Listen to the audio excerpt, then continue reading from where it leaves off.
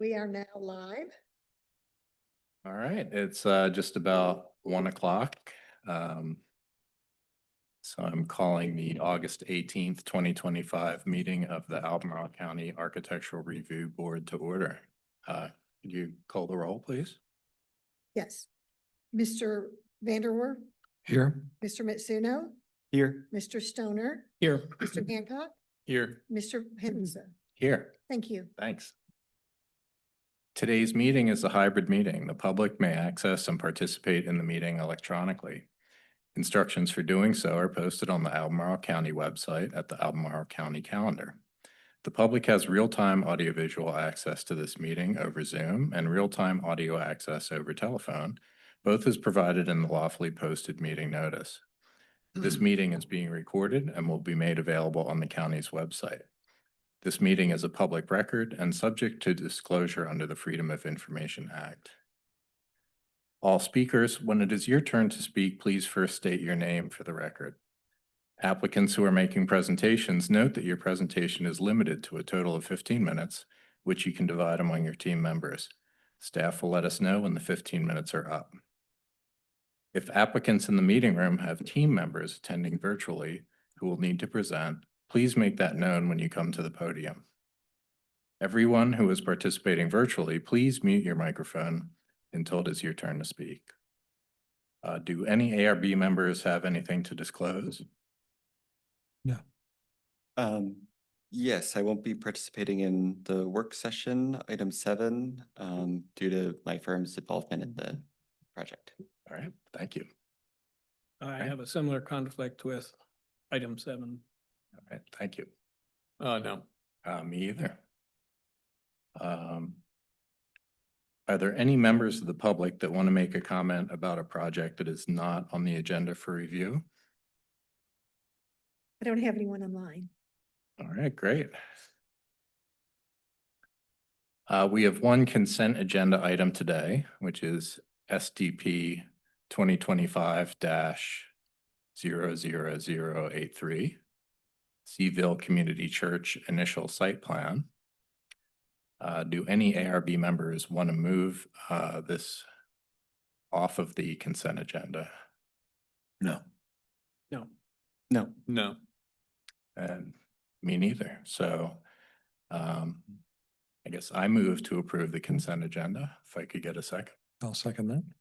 All right, we could put that to a vote. All right. Mr. Henningsen, Aye. Mr. Hancock, Aye. Mr. Stoner, Aye. Mr. Mitsuno, Aye. Mr. Vanderwerf. Aye. Thank you. All right, thank you.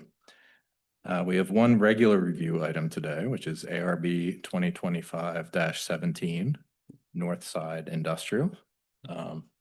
Chris? Yes. Good afternoon, everybody. The plan you're reviewing today is for a final site plan, third review of architecture to construct a 72,000 square foot warehouse with associated site improvements. The site is located on the west side of Route 29 at the intersection with Northside Drive. In December of last year and May of this year, the ARB provided comments on the architecture and site plans. The design of the proposed warehouse remains largely the same as the one reviewed on May 5th, except for the addition of 2 clear story windows on the north elevation, a change in paint color to warmer shades of gray, and from the floor plan, minimal wall projections. In the previous review, staff made several recommendations to address scale, but they were eliminated from the items to be addressed with the final site plan submittal. As currently proposed, the wall projections, color changes, scoring of the panels and small windows partially address the building scale, mass, and plainness.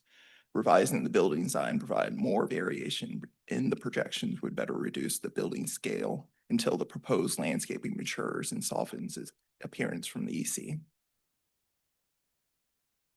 The landscape plan has been revised to provide more irregular planting layout north and south of the parking row along the frontage, integrate evergreen trees for better screening of the building, and adjust tree species to eliminate conflicts. No large trees will be planted along Northside Drive due to utilities and easements, but the shrubs in the plant area and the frontage landscaping at the northeast corner will help blend the facility into the surroundings.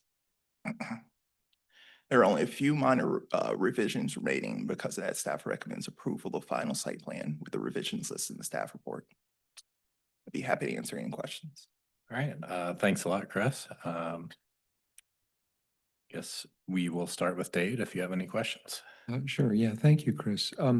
I was trying to recall if the applicant intends to have any difference in texture of the precast panels, or are they all proposed to be the same? And that might be a better question for the I applicant. think that would be Okay. my recollection. It's Thank you. probably all the same. No but, further questions for me.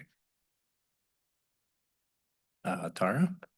Yes, I was trying to remember, Chris, with the renderings of the exterior, are those new for this submission? Yes, that was one of the ARB comments to provide renderings. You're talking about the perspectives that had the building design in it. I yes. just want to confirm that. Okay, Yeah. thank you. Frank Stoner? I don't have any questions. Thanks. Frank? Could you go back to the previous slide real quick?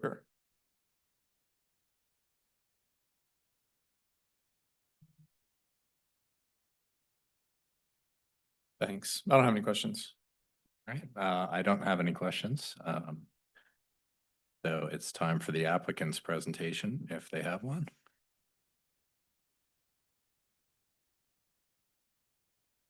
Good afternoon. I'm Keith Lancaster, and with me is Charlie Armstrong. We also have our landscape architect, and our architect, I believe, is virtually Oh, do you need, I'm sorry. currently. As we met and discussed the final four comments that were provided to us, our team got together, and Chris is pulling up on the screen. Would you want to me to try to pull help? up, Sorry. plans? Pardon? The floor plans, would you? want- Yeah. Yes, sir. So we first wanted to address the projections along the face of the wall facing the corridor.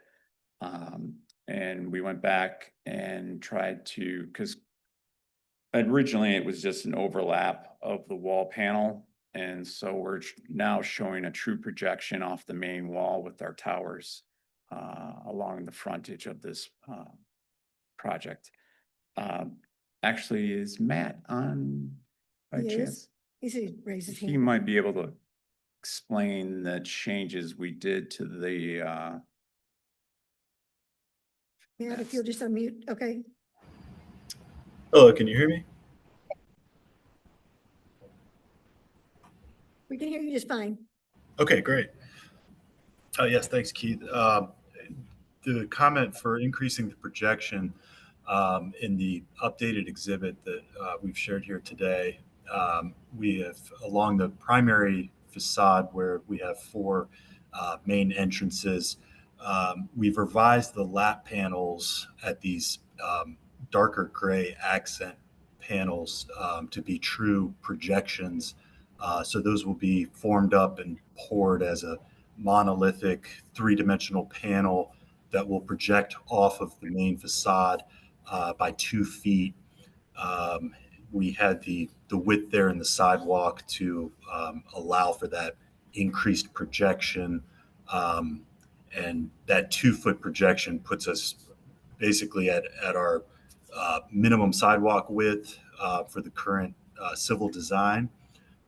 So, viewing the building from kind of an oblique angle, it'll be a nice undulation. You'll get some nice shadow lines there to, again, address the staff comments. In addition to that, on the elevations, we've provided the LED downlights to show, in addition to the photometric plan that was provided, we have included those on the elevations to show, where those fixtures will fall relative to the current design. In addition to respond to, I believe, comment number 4, we sent Chris a grading plan to address that 4th comment. And I believe that addressed each of the 4 comments. Yeah, there was a little confusion because we have a site plan, WPO plan, all running together, and unfortunately, we didn't group that grading plan that shows the contour lines with it, so we provided that to Chris as well.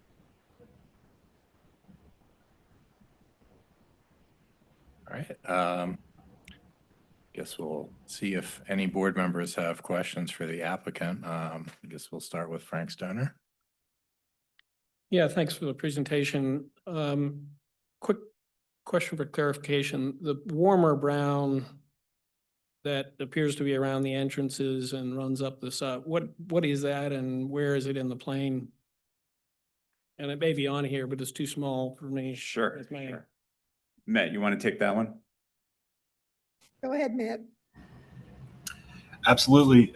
Yes, that material Hear me? is, It actually doesn't, shows up on these, but doesn't show up on If there. we lost Matt, it's an Oh. aluminum panel with a mahogany color finish to it. Oh, there he is. Matt, did I can you get that? guys hear me? Yes. Oh, thanks. Yeah, that is an extruded aluminum that has a wood texture printed on it. And it's basically a longboard plank is the manufacturer. But it's a very sharp looking product that has a very convincing wood grain finish that, obviously has more benefits over, true wood and just the maintenance and longevity. That system, it's a fairly tight system. It would project off the wall 1.5 to 2 inches, and we would incorporate it into the profiles and trims around the storefront area. So there is a slight basically change in profile there around the entrances where we're utilizing this kind of premium product. Gotcha. My other question is, where do you guys envision signage going? I assume you could have multiple tenants in the building and Yeah, I expect we will have multiple tenants. And we haven't yet developed a signage plan. I think that'll be something we have to come back to you for a separate review. Once we flesh that out, it'll take a lot of tenant input. So right now we don't have, call it an anchor. When we do, it'll be probably the right time to come to you all. gotcha. Thank you. All right, thanks. Dave? Sure. Thank you for the development today. I appreciate the additional depth and the projection. I guess as one follow-up question, I think staff noted both considering increasing the depth and the number of projections or recesses. Are there any other areas in the facade that you've considered either recessing or doing anything to adjust plane and scale further? So this revision addresses all of the projections on the front of the building. So they would all come out, but we haven't found other places that would be appropriate. Matt can speak to some things we've looked at, including whether we should move them to corners and things like that, or add to corners. Matt, you want to give your opinion on that? Sure. Can everyone still hear me? Yeah. Great. Yeah, we did look at that, and with this site, there are some constraints, particularly on the north elevation, where we also have some of these elements. Unfortunately, it's going to be difficult to get that same projection at those areas, just with some of the site and civil layout constraints, particularly a retention pond very close off the edge of the building, where we do have some grading.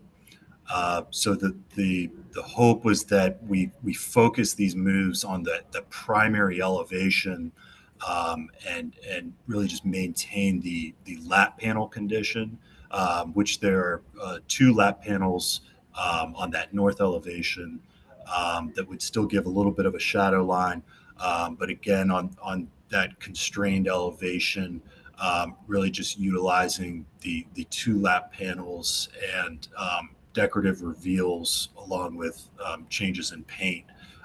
So that facade can sort of kind of take a backseat to the primary facade, where we really have, utilized the longboard plank and the 2-foot projections.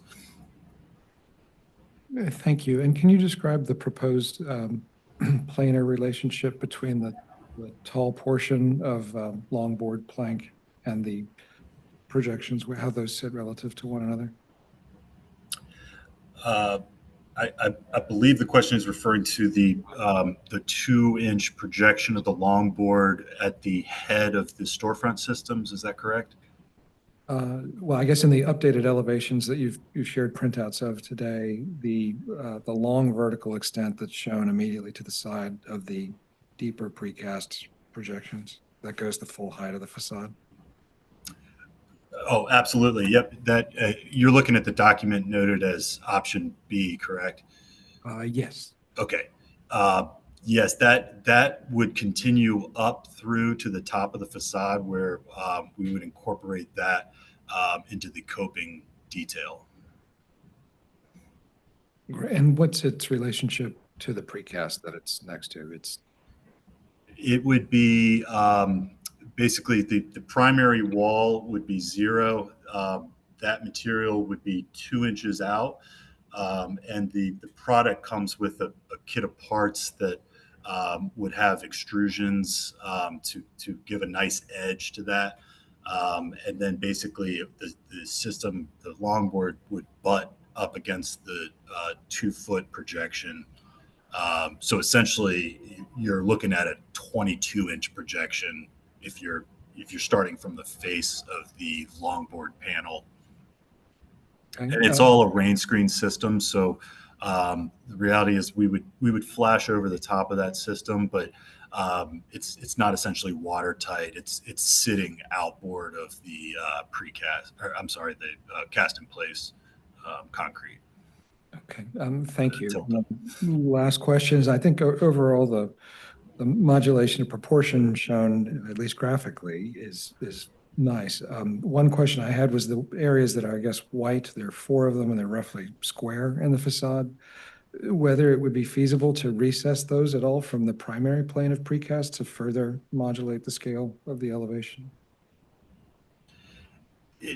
Unfortunately, the system that this building would be tilt-up construction, where the panels are generally about 8 inches.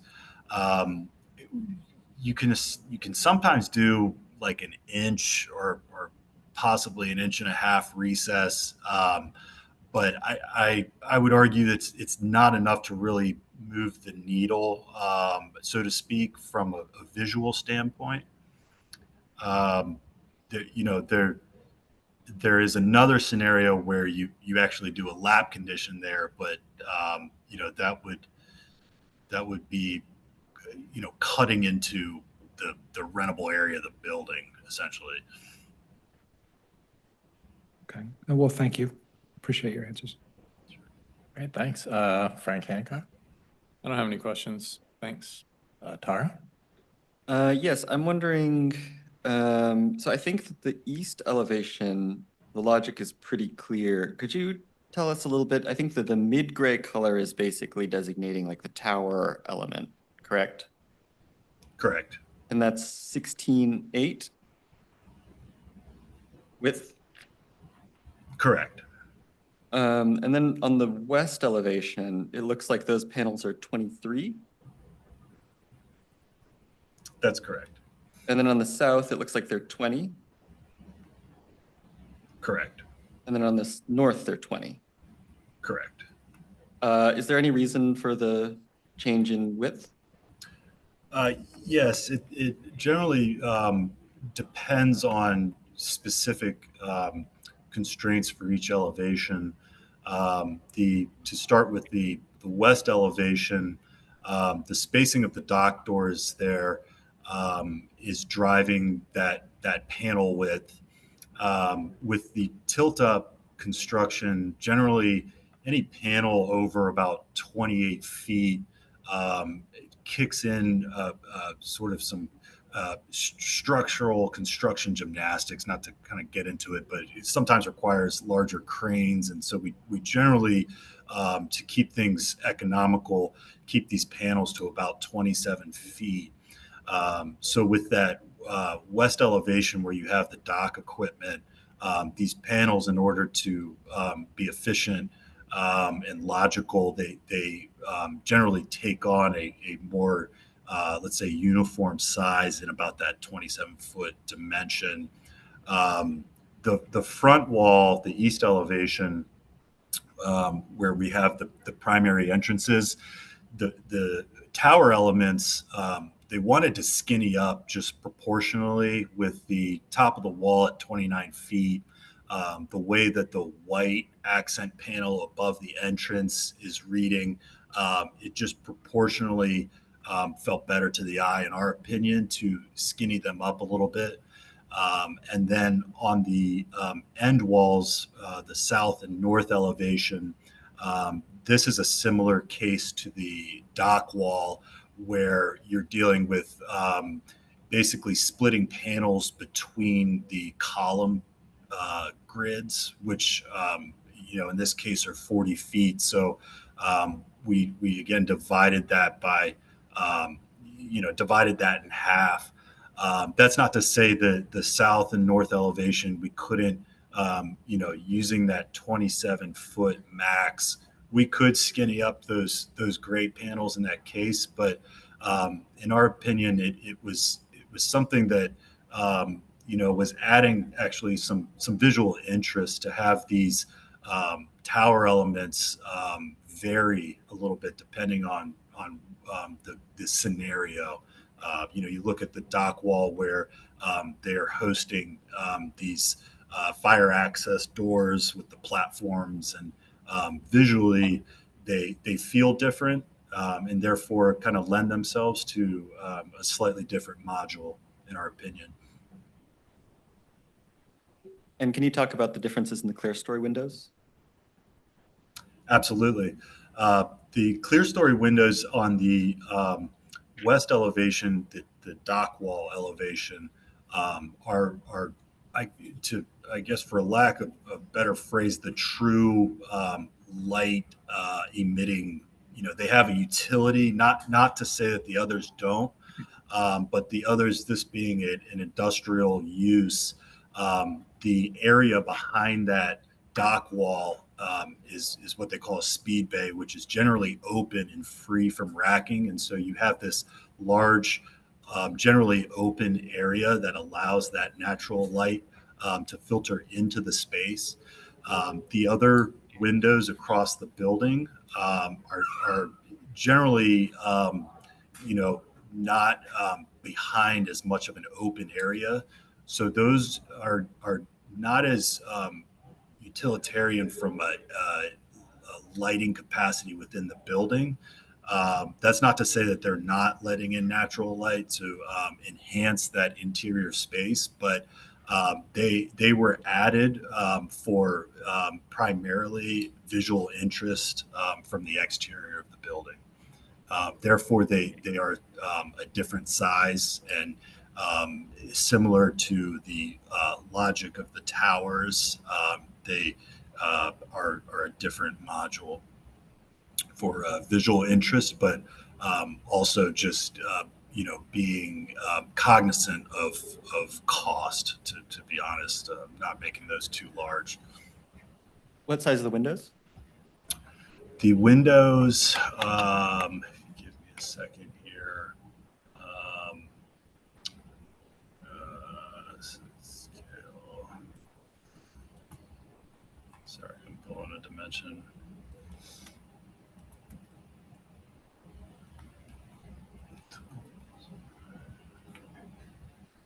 So the ones along the front of the building are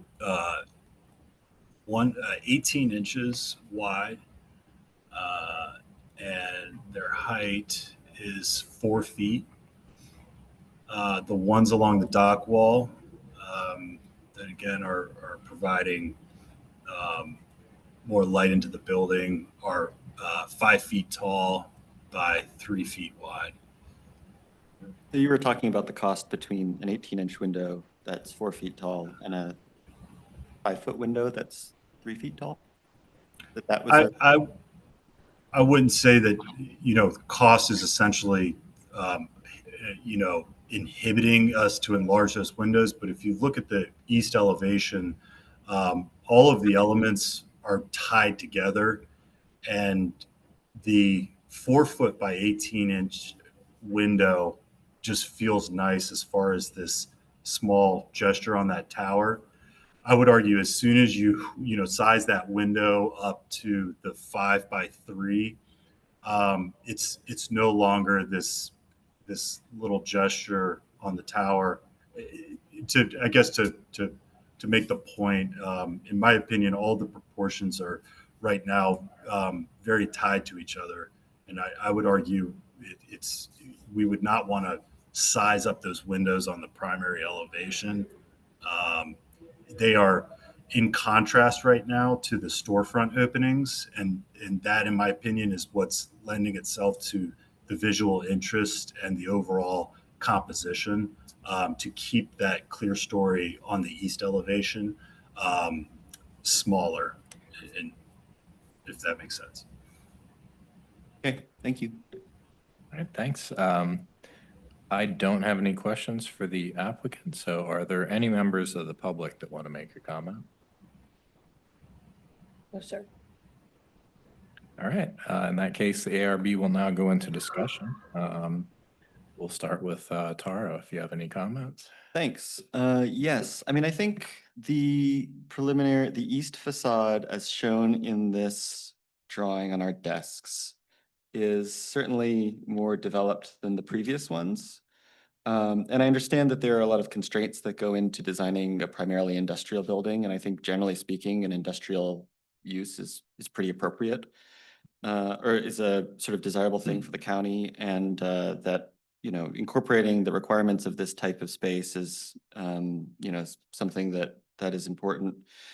I think that there are a couple of places where, I mean, I think that the thing that's interesting about industrial buildings is that they have a really consistent design, like that you have a module, it gets repeated and it creates a pretty significant thing. And so I would have to disagree with the applicant that the modulations and the proportions of the middle gray bay sort of add visual interest to the composition. I think, both from the guidelines aim at making a consistent and uniform appearance or a consistent appearance around the space of the building, and sort of the logic of an industrial building, that the changing the widths of these mid-gray bays, I don't think it's doing the building a ton of favors, especially on the side elevations, which I think the applicant mentioned were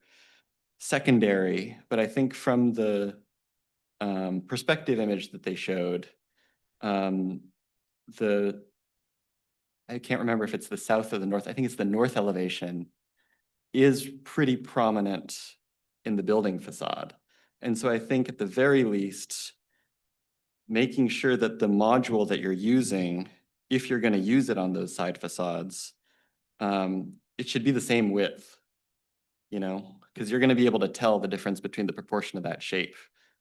And logically, there's not a whole, it doesn't make a ton of sense why that area on the right-hand side would be 20 feet versus the one on the left being 18.6 or 16.8. I think, as an industrial building, you pick your module and you stick with it, and I think in that respect, I mean, the applicant could also just not include those bays on that face and choose a different system. But I think this sort of in-between language of like, sometimes it's a 16.8 bay with a 2-foot projection, sometimes it's a painted area of 20 feet, sometimes it's a painted area of 23 feet, is not helping the building. If you wanted to change those side bays to light gray on the top, dark gray on the bottom, followed by white on the top, dark gray on the bottom, followed by light gray on the top, dark gray on the bottom, like that would also have a logic to it. But there's something about this switching around the different mid-gray sections that I think it detracts from its consistency as an industrial building.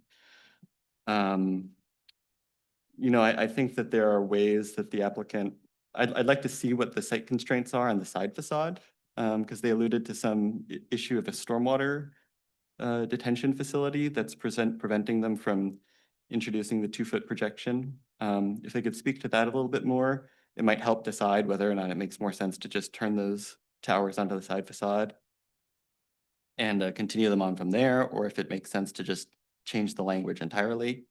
You know, I think that there's some promising developments. I think it needs a little work, but I'm interested to hear what my co-board members would have to say about it.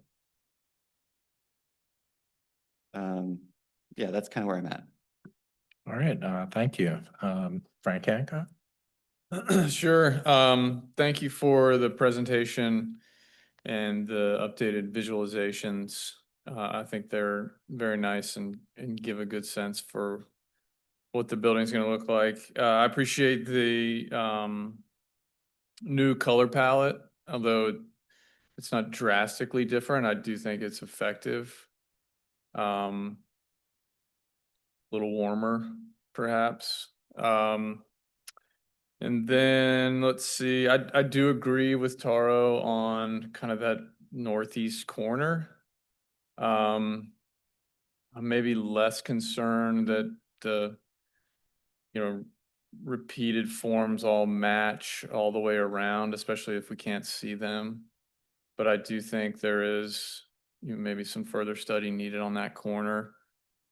And, if that, could have a similar projection on the north elevation that we had on the east. I see the grading maybe is what's the constraint there, but all in all, I think it's a nice application. I think the applicant is, done a lot of the things we'd asked for. I think the landscaping, the berming is all going to be really important on this one, as far as kind of minimizing visibility. But yeah, I would be open to kind of a little bit more focus on that corner. And I don't think it's big. I don't think it's wholesale changes. I think it's some of the moves that you guys have already done that maybe are just brought around to that north elevation. Thanks. All right, thank you. Dade? Sure, yeah, thanks to the applicant for the updated presentation materials and the adjustments to the color palette and the increased depth at the tower-like projections. I agree with what Frank and Taro have observed. I do think it would be worth studying a bit more the northeast corner, or just the corners in general of the at the north and the south, in terms of how that real rigorous facade resolves and then transitions to the end elevations. I do think it would be helpful if there were if it was possible to incorporate an additional change in plane, typically on the east facade. If, for example, the bays with the current white treatment and the entries and the wood look material were recessed, for example, 8 inches, it would further break the cornice line, and I think do a great deal to break down the scale of that long facade. I think similarly, that might be something to consider at the north and the south in terms of after the facade turns. Is there any change in plane at the north and south elevations that might allow the cornice line to break and to break down the scale of the building even subtly? Sensitive, of course, to leasable area. I think those white areas are about 25 feet wide. There are 4 of them. If they were recessed 8 inches, that would be about 65 or 66 square feet across the facility. So I think appreciate the applicant sharing the details on the wood look material. I think personally the application of it in the original material, where it's sort of contained at the entrance below the band, has more appeal and seems more rational to me than extending it up the precast as in the other exhibit we were provided today. But just offering that observation. But again, my thanks to the applicant for the updated presentation and materials. All right, thank you. Frank? Yeah, well, I tend to agree with a lot of the comments that others have made. In particular, the scale of the projections on the northeast corner. I tend to think that micromanaging the design in this case isn't gonna do a lot to change the overall feel of the building. I do agree with Dade. I'm not sure you're getting a lot of value out of running the wood strip up the side, and the rendering actually didn't show it running up the full height of the building. In general, you know, I think the rhythm and the color scheme feel pretty good. Not necessarily in agreement with the comment about the window sizes, but again, not inclined to sort of micromanage that. All in all, I think with the landscaping plan that's been submitted, I think it'll be a nice project, and we're not gonna see a lot of, you know, once the stuff matures, you're not gonna see much anyway. So, I'd be inclined to approve it as. All right, thank you. And I also agree. I think it's an improvement over the initial submission, and I appreciate that. And I think at this point, it's really just down to some tweaks. I think like Frank, I'm satisfied with where it is now, and would support it. But I certainly think some of the comments that have been made are really valid, and you know, I think a little bit more refinement certainly couldn't hurt. So if we could take a look at the recommended motion.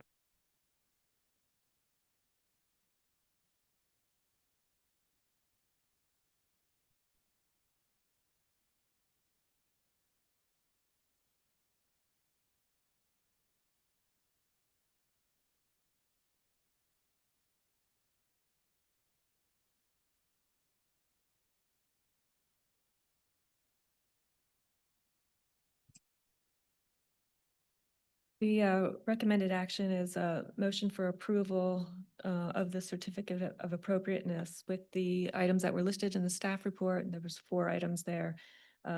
You've also been discussing consistent proportions and the design of the northeast corner. If you want to have some additional wording on that, we'd be happy to take that for you.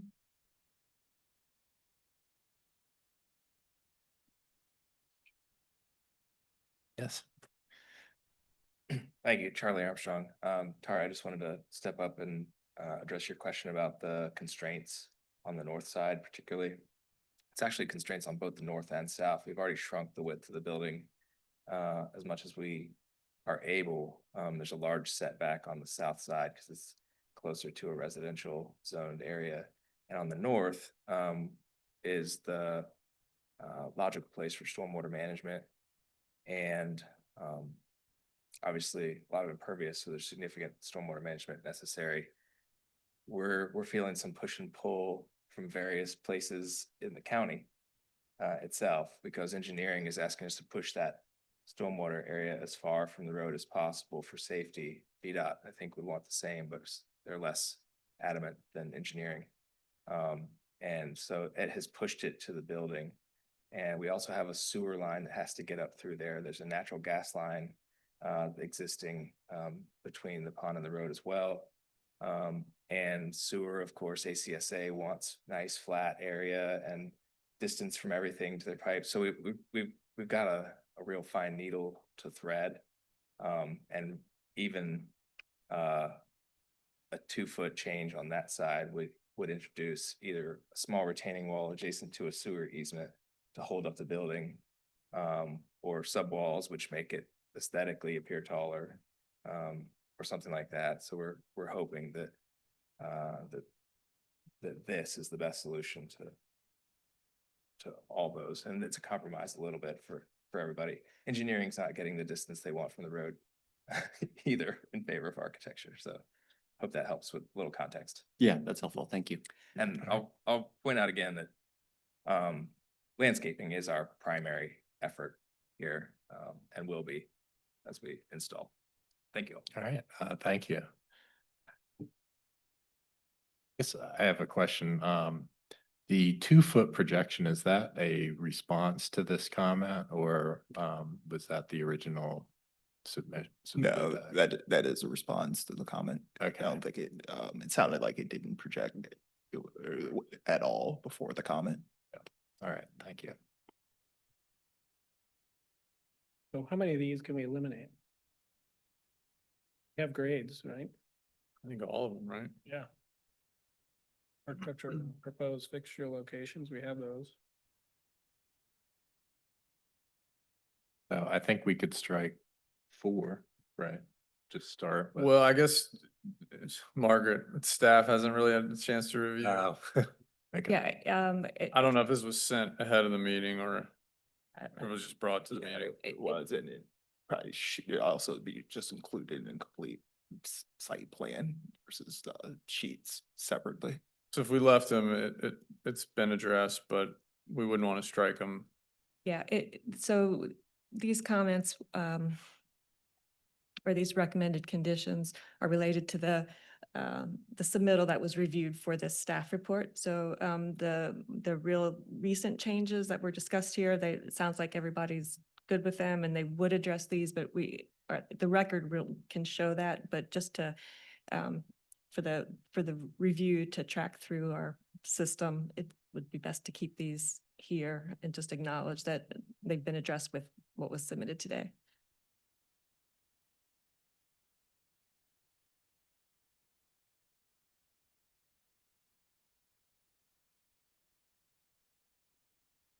Should we change one to say like increase the depth to 2 feet?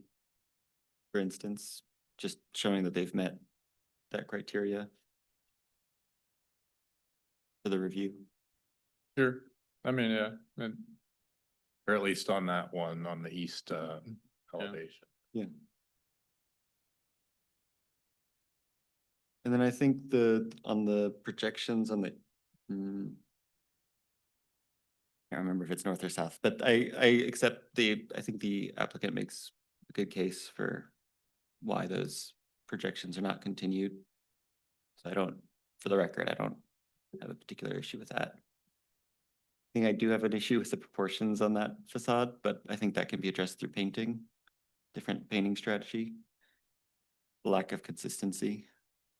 I know we don't want to get too deep into it, but I do feel like, Say consider. Yeah. are you asking for the north elevation? yeah, just that they use the same Dimension. bay and if you either make it match or don't match. Like horizontal dimension Yeah. of that element that projects Yeah, on 'cause the it's- east elevation, yeah. should match. No, I don't think Horizontally. either they should match or they should be totally different, is my personal opinion. Is like this sort of in-between thing where it's not quite the right same size and not quite the same projection as it is on the front. Like it might just be cleaner if they just, Eliminate it entirely? Yeah. Is that what you're saying? yeah, I would be fine with that.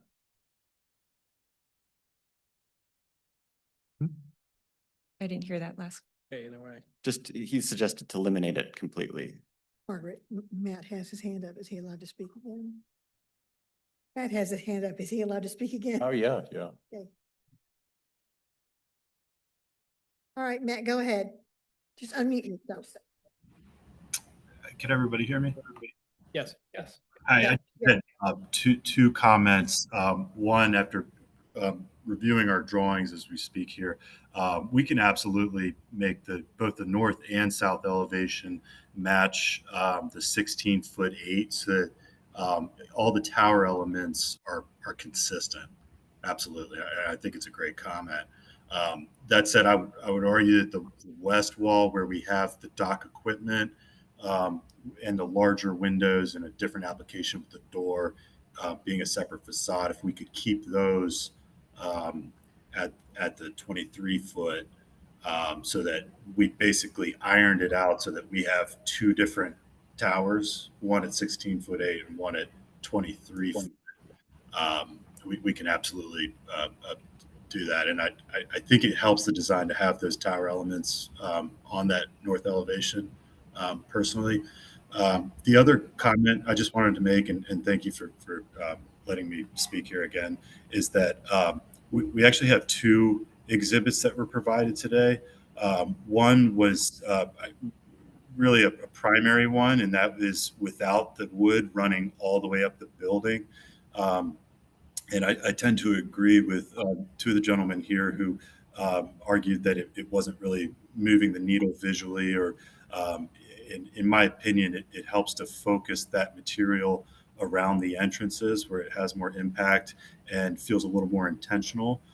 So I just wanted to clarify that there was another option B that was brought to the table here, just as in a way as kind of a workshop if there were comments that you guys wanted to see that material carrying higher or et cetera. So I just wanted to clarify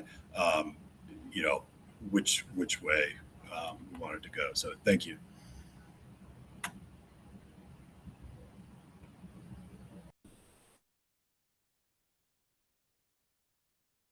All right, thanks for that clarification.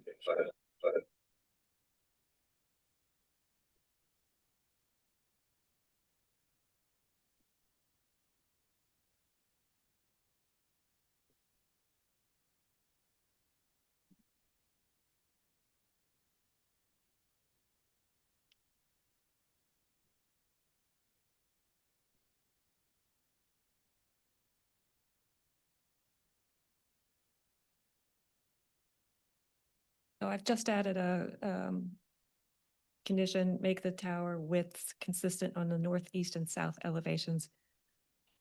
I understand that correctly? But does that Yep. suit everyone?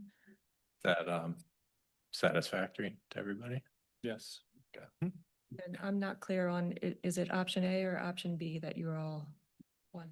Well, and I guess option A is the original application with the wood look material just at entrances and below the datum.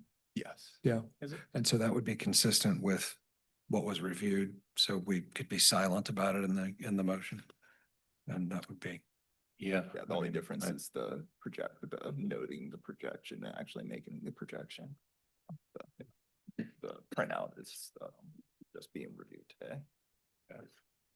You all right? Sorry. All right, well, if no one has any additional tweaks, would anybody like to make a motion?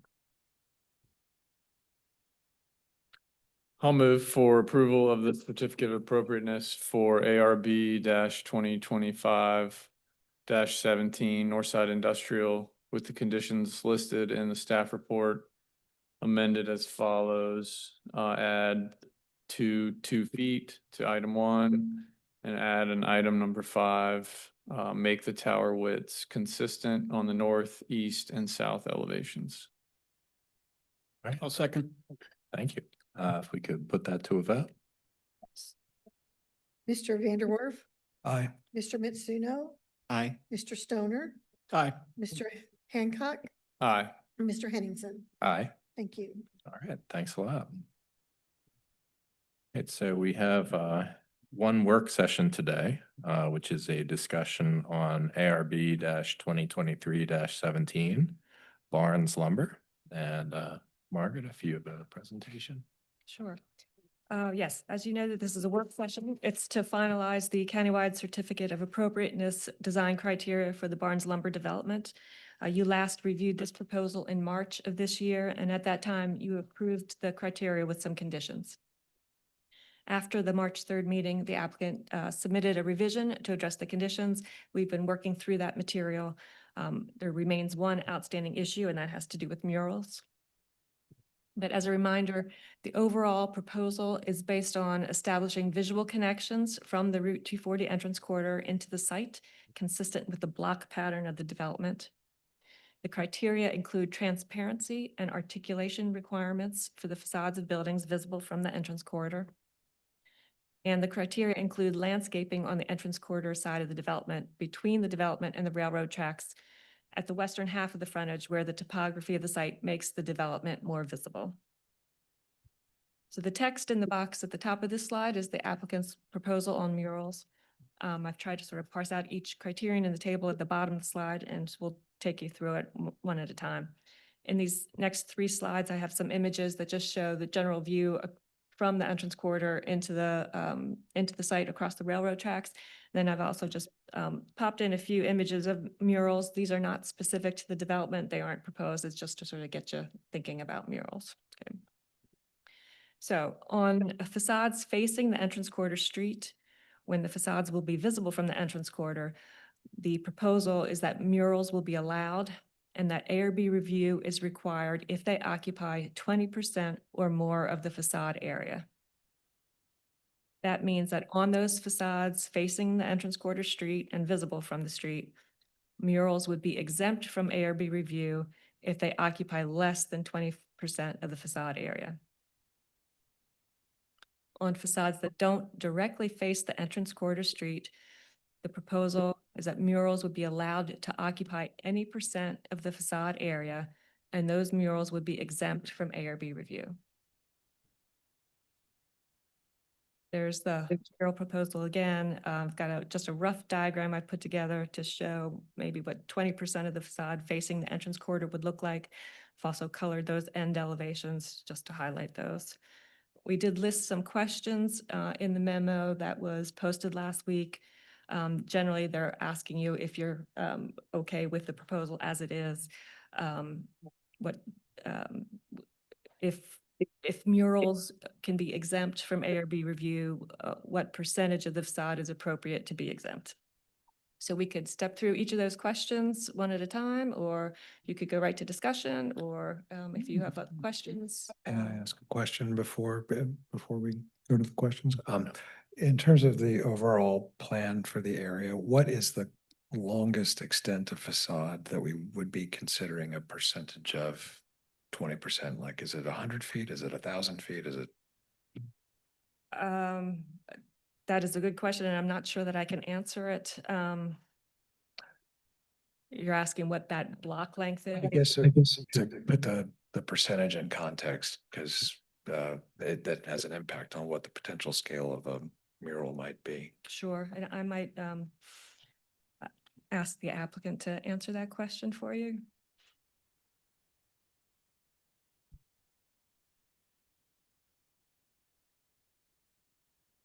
Hey, Kurt Kiesecker, BRW Architects, representing the applicant. The longest block length on a diagram in the package on my PDF page 39 of 40, which was just a reference diagram, is about 400 feet is the longest distance from one visual connection to the next. And the maximum height for the building, I guess if it's 5 stories is the maximum, as I recall, I that could think be the built. minimum height is 2, the maximum, I believe, is 4, and you can get a special use permit or the county's equivalent to go up to 6. I'm sorry, I Okay, don't up have to the 6. zoning. So you could potentially have like a 400-foot long facade, 60, 70 feet. So I just in terms of the total area facade, you might be looking at the 20% factor of. That's right, that's right.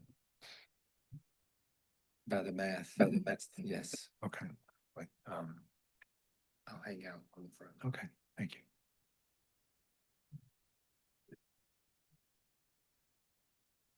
So it'd be close to, I mean, a maximum envelope might be close to 30,000 square feet, is that right? So you might be able to have like up to a 6,000 square foot mural at 20%. According to my calculations, it would be pretty big. Pretty big. Okay. Just wanted to contextualize it. And I guess also from that discussion that the measure of a facade would be not necessarily projections in plane, but a building mass or.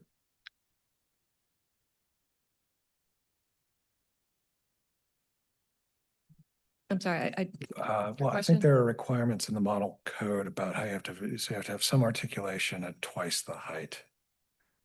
So again, would any mural be assessed within like a zone of articulation, or several zones of articulation would constitute a facade?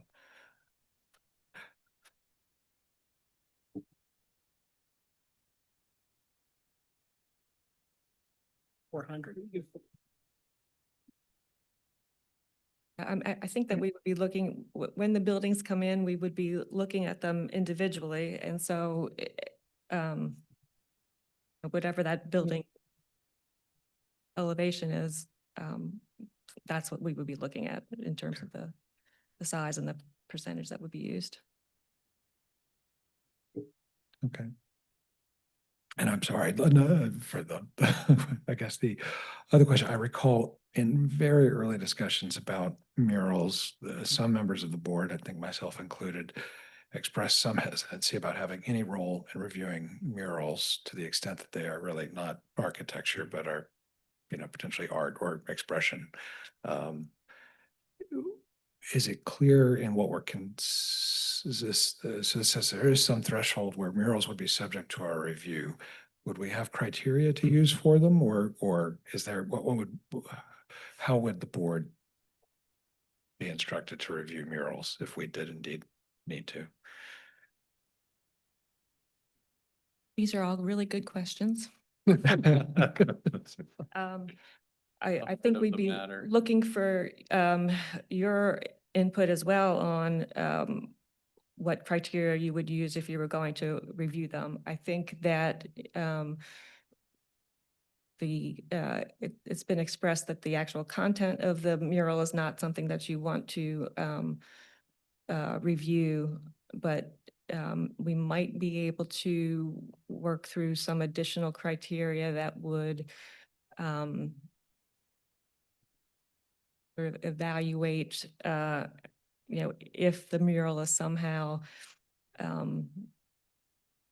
impacting the architectural design. I'm not sure what that would be. We haven't had that discussion, but if that's something that you want to look into further, we can schedule that.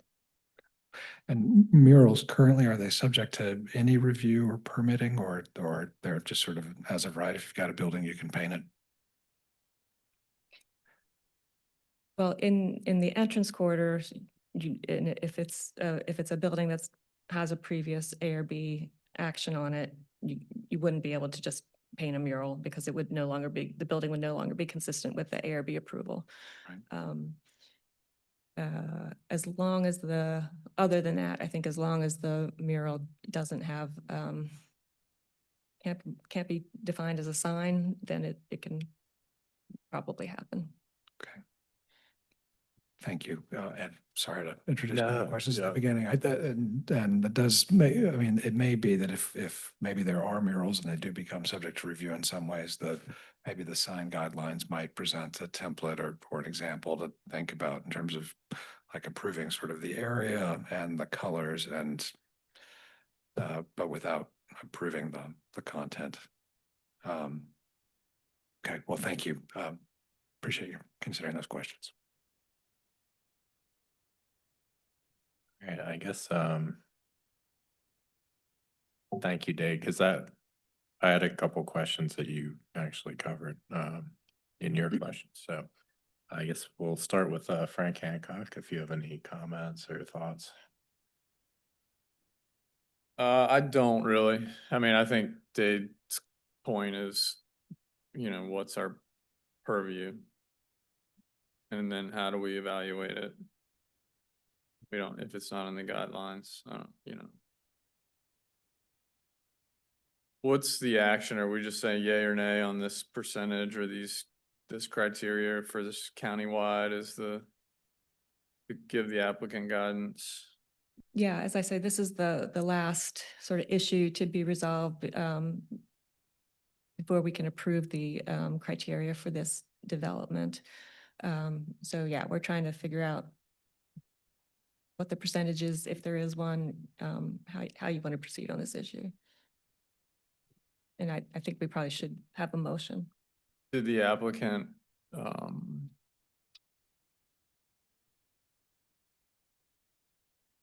is they incorporating murals into the project? Is that or is this just in case this ever happens? I think there's a sort of a general interest out there in being able to use murals. I don't think, I haven't seen any specific designs or proposals yet. Thank you. Thanks. Dave, do you have any additional? No, thank you. I've asked enough. All right, yeah, and I share some of the hesitancy about the thought of us reviewing mural content. So it would really just be a matter of like, where is the mural? How big is the mural? How does it relate to other permanent elements of the building? Which is all a little bit in the absence of content or theoretically like knowing what is depicted in the mural. It seems a little bit ambiguous. So I guess that all that's to say that I'm okay with the applicants, you know, how they've worded that restriction. They're happy with it.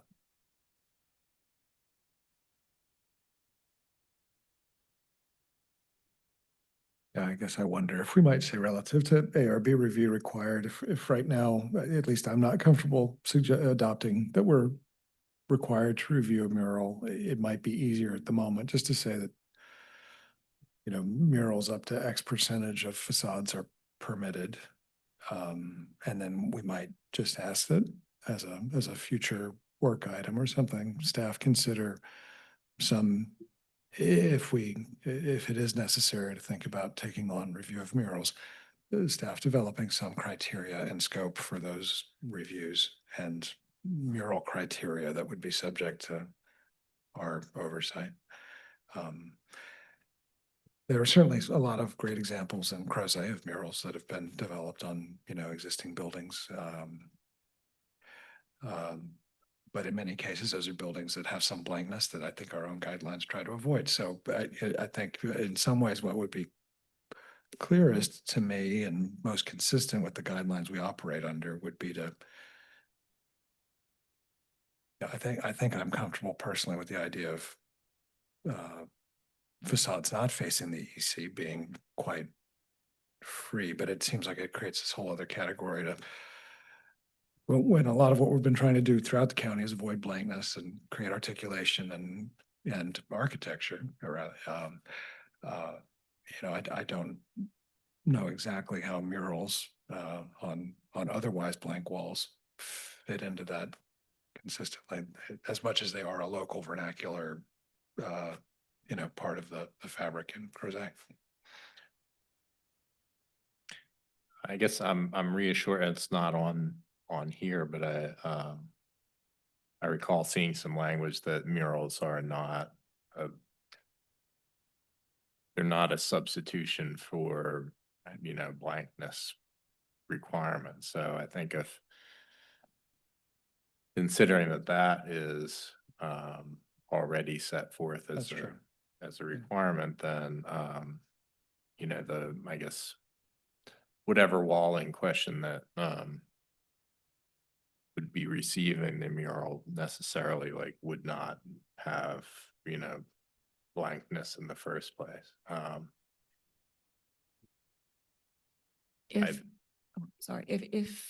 If you were comfortable with the applicant's proposal enough to accept that today, we could continue to work on the more specific guidelines for ARB review of that category of murals that might come to you for review. We wouldn't have to wait until the submittal comes in. What if we just didn't do anything? Excuse me? What if we just didn't do anything? Like if, you know, murals aren't in our purview, you know, I know the applicant's trying to get some certainty, but by us saying we're gonna review something that's not in our purview, it might get us into more trouble of like, you know, and then we could be presented with something that we wade into something way outside of our purview. I like So it. you're suggesting just take all of the language related to murals out of the proposal? I mean, unless there's something in the guidelines that really tells us how to review it and like, then it's, I mean, I know this is a countywide certificate of appropriateness, so we're trying to get everything in here because we're not gonna get the chance to review this. But at the same time, how long have we operated without saying anything about murals? You know, and we haven't. Right, but I do think that, they've become more popular in recent years, and I think at some point, you're gonna have to address it. Yeah. If there's, if all of this comes out of the proposal, then the site plans will come in and we'll review them, and then at some point, somebody's gonna wanna put a mural on one of those buildings, and we'll bring it to you, because the building would no longer be consistent with the previous approval. And What happened to the Starbucks mural in 29? Did they ever actually do a mural? no, they withdrew that idea because they wanted to get the project approved quickly, and we were gonna need a little more time to set up those guidelines.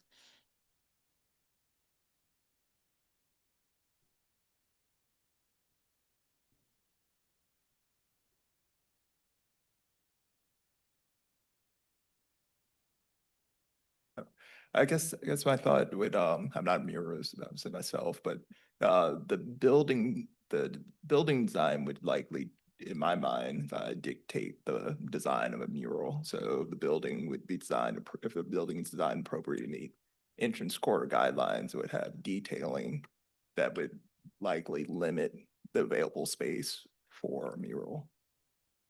Exactly, like the window requirements, the, You're not, and you There's would your- paint a yeah. mural over. There's probably instances you have painted a mural over a window, but I think in a new construction, it'd probably be less likely.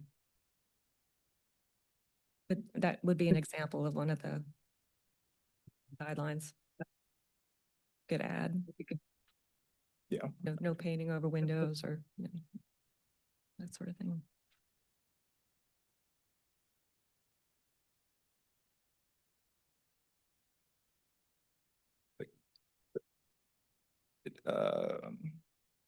Percentage, or is it guideline? Is it to be determined guidelines that would be better?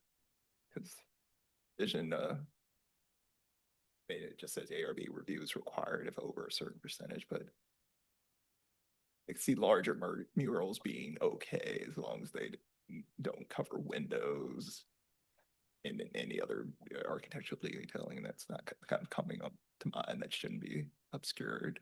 But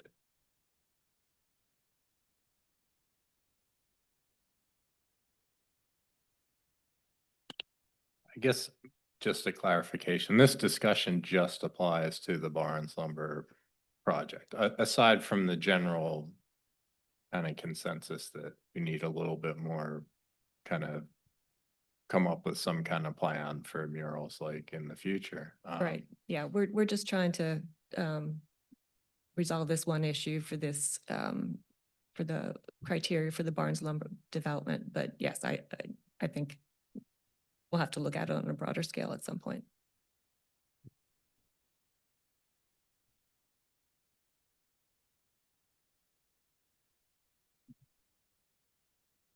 I have an idea. I think I appreciate the idea that we want to make this more enforceable and understandable for future applicants. That's the whole idea behind the countywide certificate. And I really appreciate the drive for clarity, because one idea, and I haven't spoken to our client about whether this would be acceptable or not, but one idea for making the enforcement of this language more easy would be that there are no murals on the facade facing the entrance corridor. Whatever paint is applied to that facade in the future is just part of the architectural color scheme, which is somewhat of a entrance corridor review anyway. It just happened on the industrial building a second ago where we were asking about the shades of the color of the paint, so. But murals would be allowed on the side streets, the side elevations, without any regulation. So that would maybe make it a little clearer, and there would be no percentage triggering some kind of review of mural language that doesn't exist. It's just essentially paint whatever you want to on the side elevations and have the one facing the corridor reviewed. I don't, we don't have any applications for specific buildings in mind. There's no purchaser or anything that I know of, and so I don't think anybody's trying to make a mural district. It's just a way of making the Barnes lumber site interesting for folks that pass by. And my 400-foot long dimension is from center line of center line, so I don't think anybody envisions a 400-foot long building. That's not within character of, we're trying to break that down, obviously, so if that helps.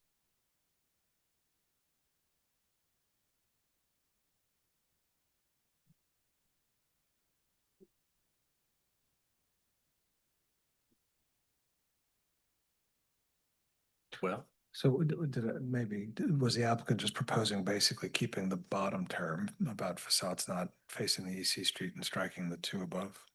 Yes. Oh, okay. No, that would work for me, and then Yeah. give more time to come up with criteria if they're ultimately necessary.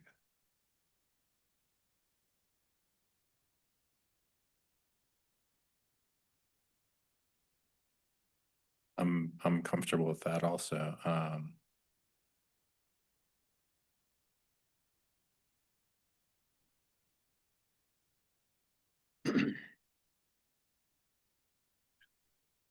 Yeah, I don't think we need to say that, but if we did, I mean, I think that's kind of how it is now, right? Like, someone did a mural on, if someone did a big mural in Crozet that had peaches and said Crozet, like, it didn't come to us.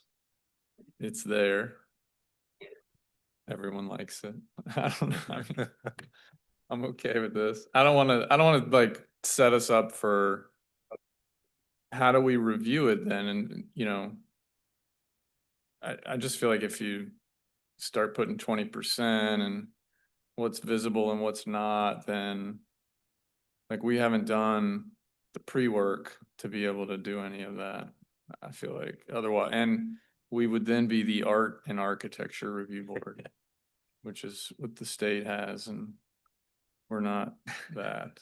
We would need our DHR representative. We would need an artist.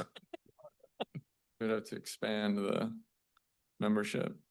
So just to make sure I understand what you just said. You support the applicant's revised proposal to just have murals occupying the side elevations, not facing the entrance quarter street, and that would be exempt from ARB review. And that would be the extent of the mural proposal. Yeah, my hunch is that there's nothing restricting them from doing that now. I guess we're writing this specific code for this development, but Well, there would, generally speaking, in the county, couldn't anyone do that? except for the reasons that there's a building that has an ARB action on it that did not allow for a mural. And it could not be done without your approval because it would be a change to the ARB approved design. And so without any of this in the countywide criteria, we would just be approving the architectural design. Staff would not feel comfortable approving a mural.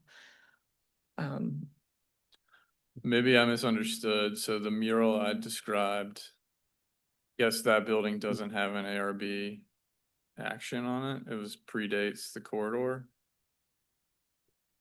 I cannot explain the Maybe we don't need to history worry of that. about that. But that is in my head because that is, textually relevant. But yeah, I would be okay with this bottom. I don't want to be anti-mural. I don't want to be seen as anti-mural. Wait, to Frank's point, though, or I think what Frank's point is, the facades not facing entrance quarter street, regardless if they had ARB review, still would the applicant, they would still be able to put a mural on a side not facing, but would we still just need to look at it and say it's not visible from the entrance quarter, even if it had ARB review? So the way I envision this working is that the applicant makes a proposal for a building. It's got a site plan and it's got an architectural design, and it's an application for a countywide certificate under this particular category. And so it's a new building. So there's, it doesn't, I don't, if an existing building comes in under that for a change, I suppose, I guess that could happen too. I don't. I'm following your example and trying to think through the scenarios that would unfold. So in a new building, somebody comes along, and I think what we've realized all along is that staff can ask for any application under the countywide to be reviewed by the board. So if an applicant came forward with a building that had some kind of architectural and painted facade that staff rendered uncomfortable at that time, they could put it before the board facing the corridor. But if they came forward with an application that had a paint scheme that was on the side elevations, not facing the corridor, even if it made staff uncomfortable, they couldn't ask the board to review it. And so, and if an applicant came forward with a paint scheme facing the entrance corridor that staff deemed reasonable under whatever criteria, whether it's a mural or not, just as part of the design, they could say okay to that application under the countywide, correct? So this is really just a triggering mechanism for what kind of paint scheme facing the corridor needs to be reviewed by the board. Is that what we're after? I would expect an application coming in under this category of countywide certificate to not propose a mural on the entrance corridor facing elevation. Right. And the definition of the mural is hard to put your finger on because it has images or stripes or all kinds of different patterns. You know, it could be argyle, who knows? Right. But at some point that's gonna be uncomfortable at some point, and there's gonna have to be consensus around what's acceptable. Ugh. On a new building, but you'd have to deal with that on any new building in the county entrance corridors now, regardless of countywide or not. So it does seem that the 20% criteria seems, in language here, seems to confuse things. It'd either be on or off, and, you know, let the artists have a great time on the side walls, and the ones that face the corridor may require more scrutiny depending on what's presented. Who knows what it'll be in the future. But the idea was there'd be some flexibility for creativity that could be applied. So that's all, I hope. Thanks. Isn't the goal of the countywide so the applicant doesn't have to come back to the ARB a lot, and then it's administratively, as long as it meets the countywide, the guidelines? Yes. Yeah.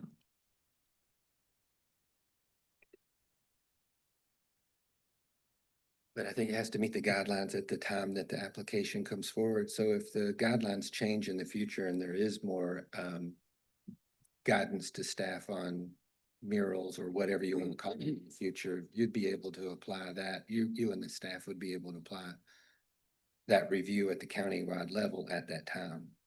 Or is it based on like the code? Is code of development the right word? It's not based on all of the planning work that we've met on multiple times. It's based on the entrance corridor guidelines as they adapt, or if they adapt. So an application comes in under any of the categories of countywide certificate. when those plans come in, we review those plans against the approved countywide criteria. So there'll be a table, Like this specific plan. Like the Barnes Lumber Countywide Certificate of Appropriateness criteria, yep. or criteria.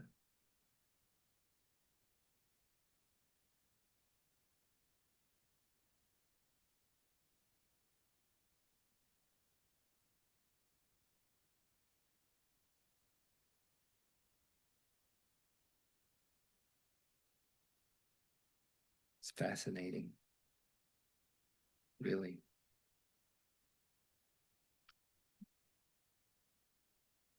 Sorry, it's taking me a minute to.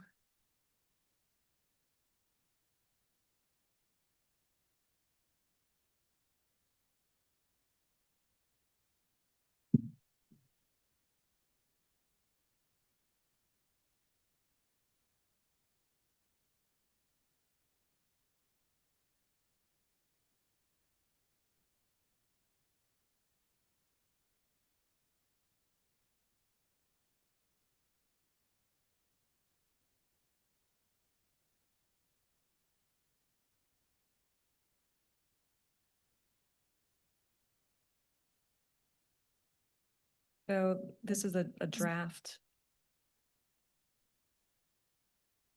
of the sort of thing that we would use to review a proposal that's submitted. This just summarizes what the criteria are, and we just use it as a checklist. Is the Mhm. first thing done? Is the second one done? Is the third one done? If not, then we work with the applicant to get the proposal to meet the criteria listed here. And I guess if for some reason the applicant doesn't feel like they can fall within those criteria, they could just come to the board with your help, with staff help, just make a full application.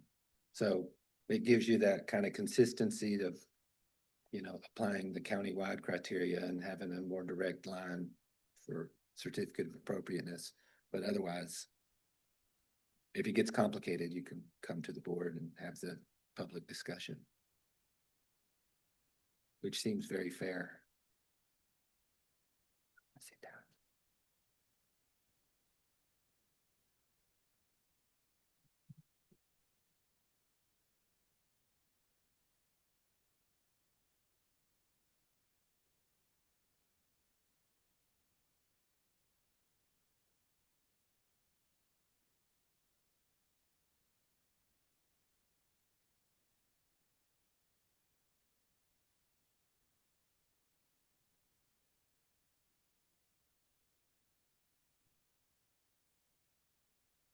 Sorry, the red text for discussion today was to be updated just to say not facing an entrance corridor. Yeah.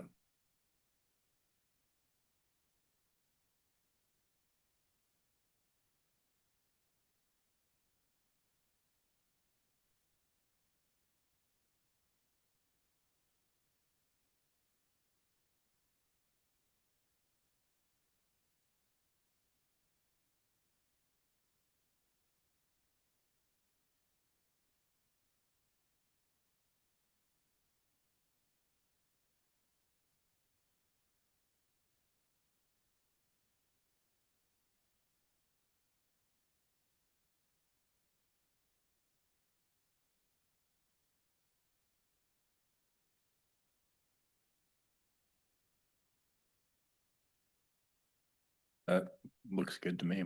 All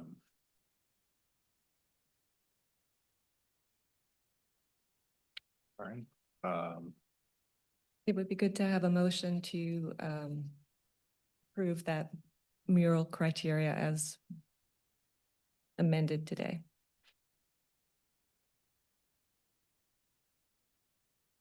I'll move to approve as amended.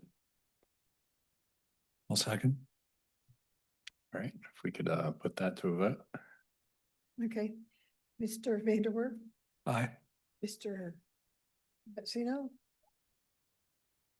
And okay, that's right, Mr. Stoner, Abstain. abstained, Mr. Hancock, Aye.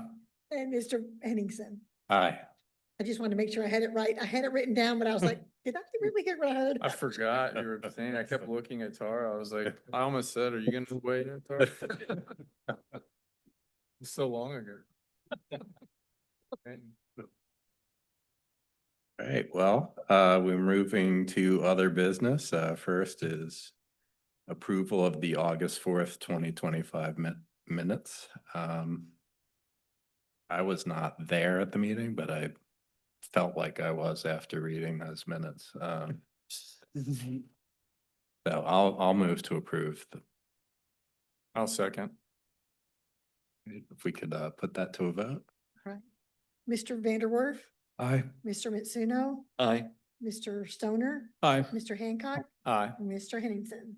Aye. Thank you. All right, thank you. So the next ARB meeting is scheduled for Tuesday, September 2nd, 2025. Do we have any members who know or think they may not be able to attend? All right, I'm planning to attend. I plan to attend. I believe I can attend. all right. So as far as we know right now, we'll have a quorum. So so this concludes the Say the words. Tuesday, the August 18th meeting of the Albemarle County ARB.